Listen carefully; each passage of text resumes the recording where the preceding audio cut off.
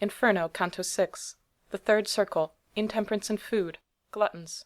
On my return to consciousness, which closed before the kindred couple's piteous case, which utterly confounded me with grief, new torments all around me I behold, and new tormented ones where'er I move, where'er I turn, and wheresoe'er I gaze.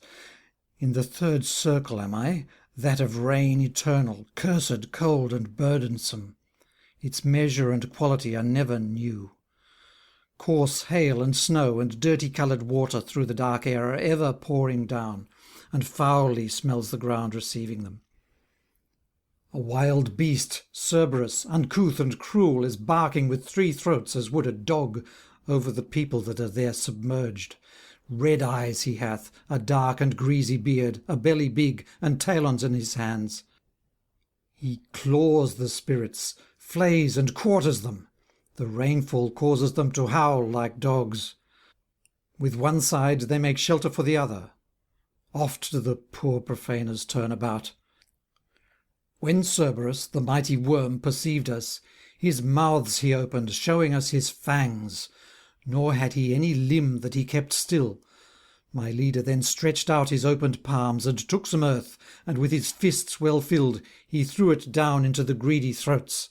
And like a dog that barking yearns for food, and when he comes to bite it is appeased, since only to devour it doth he strain and fight, even such became those filthy faces of demon Cerberus, who, thundering, stuns the spirits so, that they would fain be deaf. Over the shades the heavy rain beats down we then were passing, as our feet we set upon their unreal bodies which seem real. They each and all were lying on the ground, excepting one, which rose and sat upright, when it perceived us pass in front of it. "O thou that through this hell art being led," it said to me, "recall me, if thou canst, for thou before I unmade wast made." And I to it, "The anguish thou art in perchance withdraws thee from my memory so it doth not seem that thee I ever saw. But tell me who thou art, that in so painful a place art set, and to such punishment, that none, though greater, so repulsive is." And he to me, "Thy town, which is so full of envy that the bag o'erflows already, owned me when I was in the peaceful life. Jocko, you townsmen used to call me then. For my injurious fault of gluttony I am broken, as thou seest, by the rain. Nor yet am I, sad soul, the only one, for all these here are subject, for like fault, unto like pain." Thereat he spoke no more. "Thy trouble, Jocko," I replied to him, "so burdens me that it invites my tears.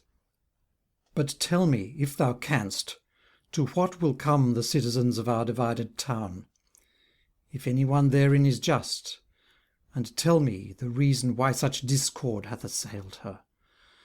And he to me then, "After struggling long, they'll come to bloodshed, and the boorish party will drive the other out with much offence.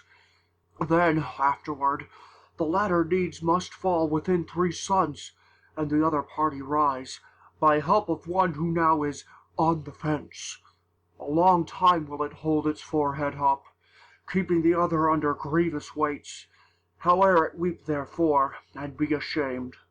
2 men are just, but are not heated there.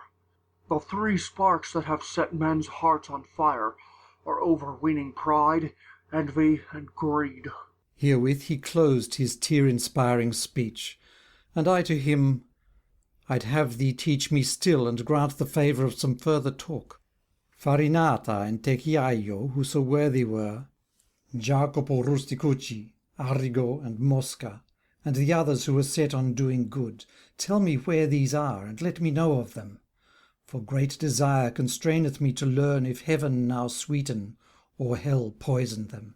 And he, "Among the blackest souls are these. A different fault weighs toward the bottom each. If thou descend so far, thou mayst behold them. But when in the sweet world thou art again, recall me, prithee, unto others' minds. I tell no more, nor further answer thee." His fixed eyes thereupon he turned askance. Awhile he looked at me, then bowed his head, and fell therewith among the other blind. Then said my leader, He'll not wake again on this side of the angel trumpet's sound. What time the hostile podesta shall come, each soul will find again its dismal tomb. Each will take on again its flesh and shape, and hear what through eternity resounds.